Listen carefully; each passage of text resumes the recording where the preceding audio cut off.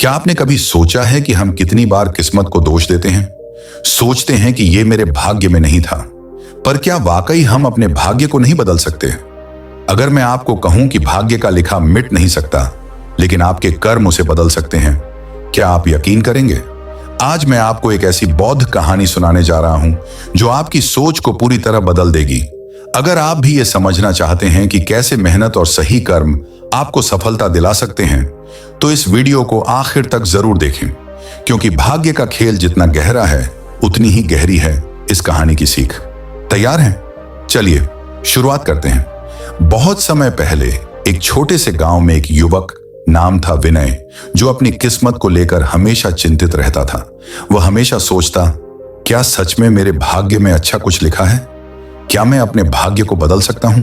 गांव के लोग उसे समझाते कि भाग्य का लिखा कभी नहीं मिटता, लेकिन विनय को यह बात स्वीकार नहीं होती थी। उसे लगता था कि मेहनत और लगन से हर चीज बदली जा सकती है। एक दिन गांव में एक प्रसिद्ध बौद्ध भिक्षु आए, जिन्हें लोग धर्मनंद के नाम से जानते थे। उनकी बुद्धिमत्ता और शांत स्वभाव के कारण लोग उन्हें सलाह लेने के लिए आते थे।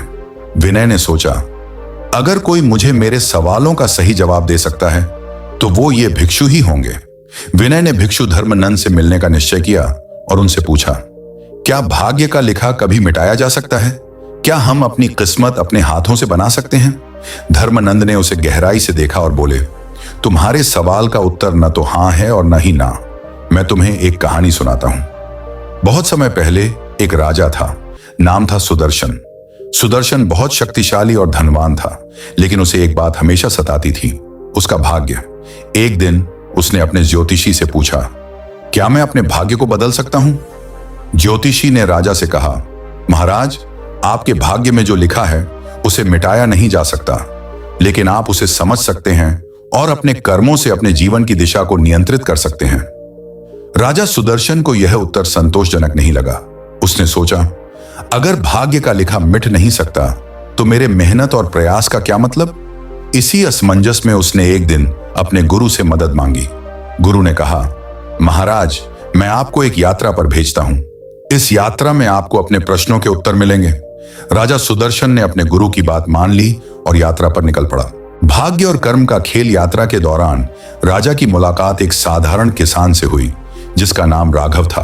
राघव बहुत खुशहाल और संतुष्ट दिखता था, जबकि उसके पास न तो धन था और न ही कोई विशेष साधन। राजा ने उससे पूछा, तुम इतना खुश कैसे हो? तुम्हारे पास तो कुछ भी नहीं है। राघव ने मुस्कुराते हुए कहा, महाराज, मेरे पास जो है वही मेरे लिए पर्याप्त है। मेरा विश्वास कर्मों पर है, क्योंकि भाग्य का लिखा तो पहले ही तय हो चुका है, लेकिन मैं अपने कर्मों से अपने जीवन की दिशा को नियंत्रित कर सकता हूं।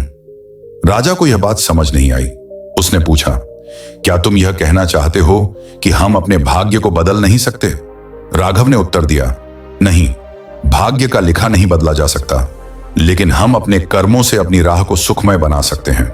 जैसे एक नाविक तूफान को रोक नहीं सकता, लेकिन वह अपने जहाज को सुरक्षित किनारे तक ले जाने के लिए दिशा बदल सकता है। सत्य का अनुभव राजा सुदर्शन ने इस बात पर ध्यान दिया और यात्रा पूरी करके वापस अपने गुरु के पास लौटा। उसने गुरु से कहा, मैंने समझा है कि भाग्य का लिखा सच में नहीं मिट सकता, लेकिन हमारे कर्मों का प्रभाव हमारे जीवन पर जरूर पड़ता है। गुरु ने मुस्कुराते हुए कहा, तुमने सही समझा है। जीवन में हमें क्या मिलेगा यह हमारे भाग्य में लिखा है, लेकिन हम उसे कैसे जीते हैं यह हमारे कर्मों पर निर्भर करता है। विनय, जो यह कहानी सुन रहा था, अब उसकी आंखों में नई चमक थी।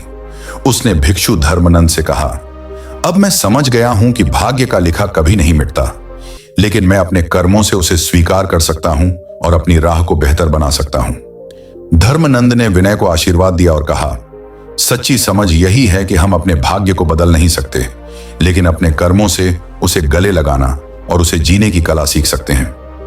तो दोस्तों, ये थी कहानी भाग्य और कर्म की। आखिर में हमने समझा कि भाग्य का लिखा मिटाया नहीं जा सकता, लेकिन सही दिशा में किए गए हमारे कर्म उस लिखे हुए को बेहतर बना सकते हैं। जीवन में आने वाली चुनौतियां हमारे हाथ में नहीं होती, लेकिन उन पर हमारी प्रतिक्रिया और उनसे सीखकर आगे बढ़ना, ये जरूर हमारे हाथ में है।